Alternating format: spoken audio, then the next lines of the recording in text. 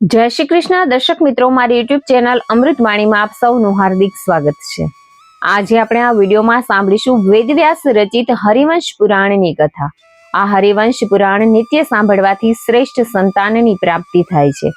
એ ઉપરાંત ધન, વૈભવ, દીર્ઘાયુ, આરોગ્ય, ઉત્તમ ભાગ્ય, સન્માન, યશ, કીર્તિ અને ગૌરવ મેળવે છે। હરિવંશ પુરાણનું શ્રવણ કરી મનુષ્ય 10 આગલા અને 10 પાછલા સર્વે પિતૃઓનો ઉદ્ધાર કરે છે, જેના શ્રવણ માત્રથી મનુષ્ય સર્વે પાપોમાંથી મુક્ત થાય છે। પુત્ર વિનાના ને પુત્ર, નિર્ધન ને ધનની પ્રાપ્તિ થાય છે। નરમેઘ અને યશ્વમેઘ યજ્ઞો કરવાથી મનુષ્યને જે ફળની પ્રાપ્તિ થાય છે તેને તે પામે છે। હરિવંશ પુરાણ બહુ મોટું હોવાથી તેને આપણે વિભાગોમાં વિભાજિત કરીશું। જો આપને મારો વિડીયો પસંદ આવે તો ચેનલને લાઈક, શેર અને સબસ્ક્રાઇબ કરો, જેથી નવા આવનારા વિડીયોના નોટિફિકેશન તમને મળતા રહે અને મારા વિડીયો આપ સુધી તુરંત પહોંચી શકે। ધન્યવાદ। ભાગ 21। ભાગ 21 ની અંદર પૌંડુના વૃતાંતનો આરંભની કથા સાંભળીશું।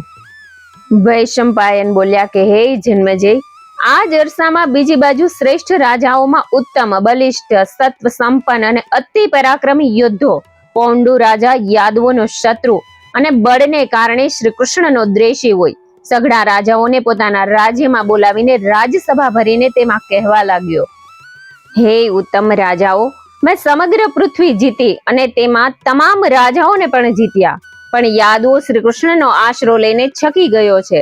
શ્રી કૃષ્ણનો આશ્રય મેળવીને તે બધા મને મારો કર આપતા નથી। વળી એ સુદર્શન પણ પોતાના સુદર્શન ચક્રના બળને કારણે મારી ઉપેક્ષા કરે છે। આમ તો એ માત્ર એક ગોવાળિયો જ છે, તે પણ હું ચક્રધારી વાસુદેવ છું એવો ઘમંડ સર્વકાળ કરે છે।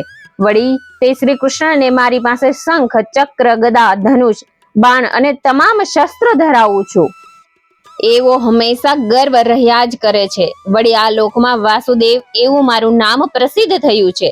એ ગોવાળિયાએ મદ અને બળયુક્ત થઈને મારું નામ એને પોતે લઈ લીધું છે। વળી તેની પાસે જે મોટું ચક્ર છે તે જ તો મારી પાસે પણ છે। મારું ચક્ર પણ તીક્ષ્ણ છે, તેનો ગર્વનો સર્વકાળ નાશ કરનાર છે। એ મારા ચક્રનું નામ પણ સુદર્શન છે, તેને એક શસ્ત્ર આરાવો છે, તેથી તે મહાભયાનક હોય તે શ્રી કૃષ્ણના ચક્રનો નાશ કરનાર છે। હે શ્રેષ્ઠ રાજાઓ, ગોવાળિયાના પુત્ર શ્રી કૃષ્ણનું ચક્ર અનેક સ્વરૂપ વાળું અને અસ્કિત છે, તે જ રીતે મારું ચક્ર પણ તેવું જ છે। વળી મારું આ ધનુષ્ય શારંગ નામે હોય, દિવ્ય અને મોટો અવાજ કરનારું છે। મારી આ ગદા પણ કૌમોદકી નામની જ હોય, મોટી અને મજબૂત છે। હજારો ભાર લોખંડમાંથી આ ગદાને મેં બનાવડાવી છે। વળી મારી પાસે જે તલવાર છે તે પણ નંદક નામની જ છે અને તે પણ મોટી અને મજબૂત હોય, યમરાજનો પણ અંત લાવનાર છે। શ્રી કૃષ્ણની તલવારનો નાશ કરનાર છે। આમ હું પણ ગદાધારી, ખડગધારી, શંખધારી, ચક્રધારી, બખ્તરધારી હોય ત્યાં યુદ્ધમાં શ્રી કૃષ્ણને જીતનાર છું। હે રાજાઓ, હવે તમે મને જે ચક્રધારી વાસુદેવ કહેજો, એ યદુવંશી ગોવાળિયાને વાસુદેવ કહેશો નહીં અને એનાથી ડરશો પણ નહીં। એ ગોવાળ પુત્રનો વધ કરીશ। હું એકલો જ વાસુદેવ રહેવાનો છું। એ કૃષ્ણ મારા મિત્ર નરકાસુરનો નાશ કર્યો છે, માટે જે કોઈ રાજા મને એ પ્રમાણે વાસુદેવ નહીં કહે તેને હું 10,000 ભાર સુવર્ણ તેટલી જ સોના મોહરો તથા પુષ્કળ ધનના દંડને પાત્ર ઠરાવીશ। આમ તે પૌંડુ રાજા કહેતો હતો ત્યારે તેના તે વચનોને કેટલાક રાજાએ અસહ્ય માનીને લજ્જા પામીને ચૂપ રહ્યા। હે રાજન, તેઓ બળ અને વીરરસને જાણનારા હતા, પણ કેટલાક રાજાઓ તે રાજન તમે કંઈ કહો છો તે બરાબર એમ જ કહેતા હતા, તેની ખુશામત કરતા હતા। વળી કેટલાક મદથી છકેલા રાજાઓ આપણે યુદ્ધમાં માધવને અવશ્ય જીતીશું એવો પુકાર કરતા હતા। હે રાજન, ત્યાર પછી શ્રી નારદજી કૈલાશ શિખર પરથી પૌંડુ રાજાના નગર ભણી આવ્યા। એ નગર આવતા જ નારદજી આકાશમાંથી નીચે ઉતર્યા અને પૌંડુ રાજાના મહેલમાં આવ્યા। પૌંડુ રાજાનો સત્કાર પામીને શ્વેત આસન ઉપર બેઠા પછી ગર્વિષ્ઠ પૌંડુ નારદજીને કહેવા લાગ્યા, હે વિદ્વાવર, તમે સર્વે બાબતોમાં કુશળ છો, તેથી દેવોમાં, સિદ્ધોમાં તથા ગંધર્વોમાં તમારી ઘણી જ ખ્યાતિ છે। તમે સર્વે કાળે, સર્વ સ્થળે, તમામ પ્રદેશો પર અસ્ખલિતપણે જઈ શકો છો। અને હે નારદજી, બ્રહ્મામાં તમારાથી કંઈ પણ અજાણ્યું નથી, માટે હે નારદ મુનિ, હવેથી તમે જ્યાં પણ જાઓ ત્યાં એમ જાહેર કરો કે તપથી સિદ્ધ હોય લોકમાં પ્રસિદ્ધ આક્રમ વાળો પૌંડુ એક જ વાસુદેવ એ નામે પ્રસિદ્ધ થયો છે। તે પૌંડુ શંખધારી, ધનુષ્યધારી, ગદાધારી, ખડગધારી અને ચક્રધારી હોવાથી સર્વ રાજાઓનો વિજેતા થયો છે. વળી એ બળવાન રાજા પોતાના બળથી સર્વ રાજ્યોના ભોગતા પર સૌના શાસન ચલાવનાર છે. શત્રુઓના સૈન્યોથી અજય હોય, સજ્જનોની રક્ષા કરનારો પણ છે. છતાં એક હલકી વર્ણનો ગોવાળિયો કૃષ્ણ નામનો હોય તે વાસુદેવ કહેવાય છે. તેનામાં બળ કે વીર્ય પણ નથી. તેથી મારું પૌંડુનું વાસુદેવ એવું જે નામ છે તે ધારણ કરવાને માટે તે બિલકુલ યોગ્ય નથી. તો પણ એ ગોવાળ પુત્ર મારું વાસુદેવ નામ વ્યર્થ ધારણ કરે છે. માટે હે શ્રેષ્ઠ વિદ્વ, તમે ચોક્કસ માનો કે હું પૌંડુ એક જ આ જગતભરમાં વાસુદેવ છું. એ બલિષ્ઠ યાદવ કૃષ્ણને હું બળપૂર્વક પરાજિત કરીશ અને પછી સૌ યાદવોને હાંકી કાઢીને દ્વારિકાનો નાશ કરીશ. હે બુદ્ધિવંશ નારદ, શ્રી કૃષ્ણના નિવાસ સ્થાન પર દ્વારકા પર હું ચડાઈ કરનાર છું. મારી મદદ માટે બધા જ બળવાન રાજાઓ આવેલા છે. મારા અશ્વો પવન વેગી છે. મારી પાસે હજારો મહાવતો છે અને 1,00,000 હાથીઓ છે. મારા સૈન્યને સાથે રહીને હું બળપૂર્વક એ ગોવાળનો નાશ કરીશ. તે માટે હે શ્રેષ્ઠ મુનિ, તમે મારા નગર પર હકીકત જાહેર કરો અને ઇન્દ્રની આગળ જઈને પણ આ બધું કહો કે હે તપોધન બ્રાહ્મણ, મારી તમને પ્રાર્થના છે. પ્રભુ, તમને હું નમસ્કાર કરું છું. ત્યારે મંદ મંદ હાસ્ય રેલાવતા નારદ બોલ્યા કે હે પૌંડુ, જ્યાં સુધી આ બ્રહ્માંડ પહોંચે છે ત્યાં સુધી હું સર્વ સ્થળે જઈ શકું છું. હે રાજન, સર્વ કાર્યમાં હું કુશળ છું. કોઈ પણ કારણસર જવાને હું તૈયાર થઈ શકું છું. પણ હે ઉત્તમ રાજન, દેવોના ઈશ્વર અને સુદર્શન ચક્ર ધારણ કરનાર જનાર્દન શ્રી કૃષ્ણ આ પૃથ્વી ઉપર જ્યારે શાસન કરે છે ત્યારે હું એમ ખોટું કહેવાને કેમ ઉત્સાહ કરી શકું? વળી એ ભગવાન શ્રીહરિ સર્વ વ્યાપક છે અને બાંધવો સહિત દુષ્ટોનો સંહાર કરીને શ્રીહરિ અહીં બિરાજે છે. ત્યાં સુધી તેમના સિવાય એવો કયો પુરુષ છે તે જે વાસુદેવ નામ ધારણ કરી શકે?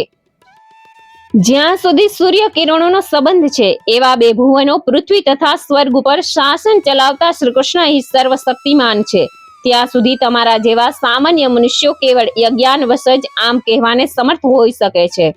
શ્રી હરિ સર્વ વ્યાપક વાસુદેવ છે એ તારો ઘમંડ અવશ્ય દૂર કરશે. અચૈતન્ય વિભવ અને સામર્થ્યવાન વિષ્ણુ જે શારંગ, ધનુષ્યધારી અને ગદાધારી આદિદેવ છે અને તે પરબ્રહ્મ હોય તારો ગર્વ દૂર કરશે. તું મિથ્યા બકવાસ કરે છે.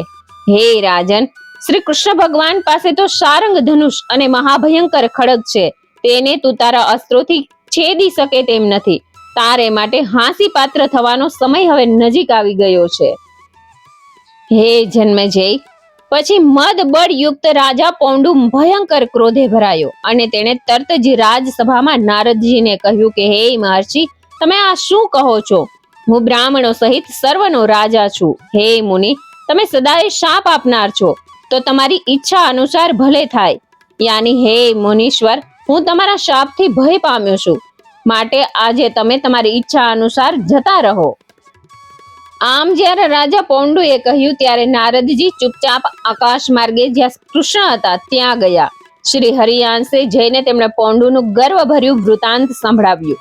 તે સાંભળીને ભગવાન કેશવે કહ્યું કે હે મહામુનિ, પૌંડુ પોતાને ફાવે તેમ ભલે બકવાસ કરતો રહે. કાલે હું અવશ્ય તેમનો ઘમંડ દૂર કરીશ. આ બાજુ રાજા પૌંડે અનેક રાજાઓના સૈન્ય સહિત મધરાતે દ્વારકા તરફ કૂચ કરી. અશ્વો, અસંખ્ય હાથીઓ અને કરોડો શસ્ત્રાસ્ત્રો તેમણે સાથે રાખ્યા હતા. લાખો પાયદળ સૈનિકો તેની સાથે હતા. તે 1,00,000 વગેરે રાજાઓથી વીંટળાયેલો હતો.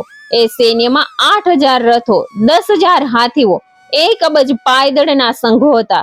તે શ્રેષ્ઠ રાજા શ્રી કૃષ્ણ સાથે યુદ્ધ કરવાને તૈયાર થયો હતો. તે શ્રી કૃષ્ણ તથા તમામ યાદવોને સંહાર કરવાને તૈયાર થયો હતો. તે શ્રી કૃષ્ણ તથા તમામ યાદવોને સંહાર કરવાને માટે થનગની રહ્યો હતો. પૌંડુ રાજાએ મુખ્ય સૈન્યો તથા રાજાઓને પોતાની સાથે લઈને દ્વારકાના દ્વારે પહોંચીને પોતાના સૈન્યની વ્યૂહ રચના ગોઠવી અને તમામ રાજાઓને કહ્યું કે હે નરેશો, મારું નામ પોકારીને નોબત વગાડો અને જાહેર કરો કે હે યાદવો, આવો અને યુદ્ધ કરો. યા તો તમારે અમને જે નજરાણું આપવાનું હોય તે તમે સામે આવીને આપી જાઓ. રાજા શ્રેષ્ઠ પૌંડુ યુદ્ધ કરવાની ઈચ્છાથી આવ્યો છે અને શ્રી કૃષ્ણ બાહુબળનો આશ્રય લેનારા તમે સૌ યાદવોને મારી નાખવા ઈચ્છે છે. રાજાઓને આવો સંદેશો કહીને પૌંડુ રાજાએ પોતાના દૂતોને પણ દ્વારકામાં રવાના કર્યા. દૂતો યાદવો પાસે ગયા ત્યારે યાદવોએ તેમને કહ્યું કે હાલમાં શ્રી કૃષ્ણ દ્વારકામાં નથી, પણ બદ્રિકાશ્રમમાં ગયેલ છે. તે છતાં અમે યુદ્ધ માટે તૈયાર છીએ. આ બાજુ શ્રી કૃષ્ણને ખબર પડતા તાબડતોડ ગરુડ ઉપર આરૂઢ થઈને દ્વારકા આવ્યા અને યુદ્ધ કરવાને તૈયાર થઈને રથ પર બિરાજમાન થઈને રણ મેદાનમાં આવ્યા. હે જન્મેજય, ત્યાર પછી પ્રતાપી દેવકી પુત્ર વાસુદેવે બાણ ગ્રહણ કરીને તીક્ષ્ણ બાણથી રાજા પૌંડુ પર એકદમથી પ્રહાર કર્યો. પૌંડુ રાજાએ પણ 10 વાયુવેગી બાણો વડે શ્રી કૃષ્ણ ઉપર વળતા પ્રહારો કર્યા.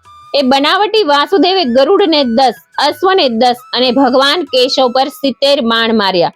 ત્યારે મધુસૂદન કેશવે લાંબા સમય સુધી હસીને મનમાં ને મનમાં તેની પ્રસન્ન કરતા બબડ્યા કે આ પૌંડુ તો જબરો ધૃષ્ટ છે. ત્યાર પછી શત્રુસૂદન બળવાન કેશવે શારંગ ધનુષને ખેંચીને તેના ઉપર તીક્ષ્ણ નારાયણનું સંધાન કર્યું અને તે દ્વારા પૌંડુની ધજાને કાપી નાખી. યદુનંદન શ્રીહરિએ તેના સારથીનું મસ્તક ધડથી અલગ કરી નાખ્યું. પછી 4 ઉત્તમ બાણો વડે તેના અશ્વોને ઢાળી દીધા અને તેના રથના પૈડાને ભાંગી તોડીને વેરણ છેરણ કરી નાખ્યા અને પછી પોતે હસતા હસતા ઊભા રહ્યા. તે સમયે રાજા પૌંડુ પણ તરત જ રથ પરથી નીચે કૂદી પડ્યો અને એક ધારદાર તલવાર શ્રી કૃષ્ણ તરફ છૂટી ફેંકી. ભગવાને તેની એ તલવારના પણ સેંકડો ટુકડા કરી નાખ્યા અને પછી પોતે ચૂપચાપ ઊભા રહ્યા. પ્રતાપી પૌંડુ રાજાએ કાળ સમાન મહાભયંકર પરિધ ભૂંગળ લઈને બધા ક્ષત્રિયોને દેખતા જ યાદવ વીર શ્રી કૃષ્ણ તરફ ફેંકી.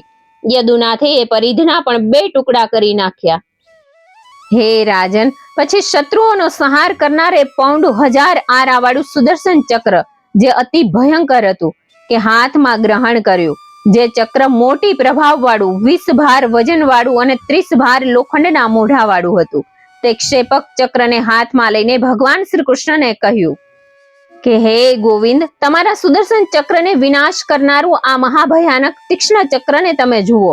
હવે ઘમંડીઓનો ઉત્તમ યદુવંશી કૃષ્ણ, આનાથી હું બધા ક્ષત્રિયોને દેખતા તમારા કારણે જ આ મેં મહાભયંકર બીજું દુર્જય ચક્ર તૈયાર કરાવ્યું છે. જો તમારામાં શક્તિ હોય તો આ વિશાળ ચક્રને તમે ભાંગીને કટકા કરી નાખો, નહીતર મારા શરણે આવો. આમ કહીને મહાબળવાન કૃષ્ણ ભણી એ ભયંકર ચક્રને સેંકડો ગણા વેગથી ઘુમાવીને શ્રેષ્ઠ રાજા પૌંડે ભયંકર રીતે કૂદીને તે ચક્રને ફેંક્યું. પછી તેણે સિંહ જેવી ગર્જના કરી. ત્યારે દેવકી પુત્ર શ્રી કૃષ્ણ પણ અતિ આશ્ચર્ય પામ્યા. ઓહો, આ પૌંડુનું પરાક્રમ અત્યંત અદ્ભુત છે, એનું ધૈર્ય પણ અદ્ભુત છે. આમ વિચારીને ભગવાન શ્રી કૃષ્ણ પોતાના રથ પરથી નીચે ઉતર્યા. પછી પૌંડે એક શિલા ઊંચકીને શ્રી કૃષ્ણ તરફ ફેંકી. ત્યારે શ્રી કૃષ્ણ તે શિલાને પૌંડુ તરફ પાછી વાળી દીધી હતી. આમ લાંબા કાળ પર્યંત શ્રી કૃષ્ણે ઘણી જ લીલાઓ કરી અને પછી પોતાનું તીક્ષ્ણ ચક્ર ઉઠાવ્યું. એ ચક્ર દુષ્ટોના રુધિરનું આહાર કરનારું છે. તેના અંગો દૈત્યોના માંસથી અતિ રસાયેલા અને તે દૈત્ય સ્ત્રીઓના ગર્ભપાત કરાવનારું હતું. સુવર્ણમય હોવા છતાં ભયંકર અને દૈત્યો તથા દાનવોનો સંહાર કરનાર છે. તેને 1000 મોટા આરા છે, બીજા 100 નાના આરા પણ છે. તે અદ્ભુત હોય, દૈત્યોને ભયંકર ભય ઉપજાવે છે. ઐશ્વર્ય એ જ એનું કવચ છે. દેવોએ નિત્ય એની પૂજા અર્ચના કરી છે. એ ચક્ર વડે નિત્ય યુક્ત રહેનાર શ્રી વિષ્ણુ રાજાઓમાં અતિ શ્રેષ્ઠ પૌંડ ઉપર પ્રહાર કર્યો. ત્યારે લોહીનું ભોજન કરનાર એ ચક્રે તરત જ પૌંડુના રાજાના દેહને ચીરી નાખ્યો. પોતાનું કર્તવ્ય પૂરું કરીને પછી એ ચક્ર પુનઃ શ્રી કૃષ્ણના હાથમાં પાછું આવી ગયું. પૌંડુ રાજા પ્રાણહીન થઈને પૃથ્વી ઉપર ઢળી પડ્યો. આમ શ્રી કૃષ્ણે પૌંડુનો વધ કર્યો હતો. ઇતિ શ્રી ભવિષ્ય પર્વ સમાપ્ત. હરિવંશ પુરાણ સાંભળનાર સૌ શ્રોતાગણ મિત્રોનો ખૂબ ખૂબ આભાર. આ પુરાણનું શ્રવણ કરનાર મનુષ્ય ભગવાનના ધામમાં જાય છે અને હળાહળ કળિયુગમાં પુરાણનું શ્રવણ કરનાર ભાગ્યે જ કોઈ મળે છે. કળિયુગમાં હરિવંશ સાંભળનાર દુર્લભ હશે, પણ પુત્ર પ્રાપ્ત કરનાર સ્ત્રીઓએ તો હરિવંશ પુરાણનું અવશ્ય શ્રવણ કરવું જોઈએ. સંપૂર્ણ હરિવંશ સાંભળનાર દરેકના જીવનમાંથી પ્રભુ શ્રી હરિ બધા જ કષ્ટો હરી લે અને સુખ શાંતિ સમૃદ્ધિ આપે એવી પ્રભુને અભ્યર્થના. ઇતિ શ્રી હરિવંશ પુરાણ સમાપ્ત. જય શ્રી કૃષ્ણ. જય શ્રી વિષ્ણુ ભગવાન.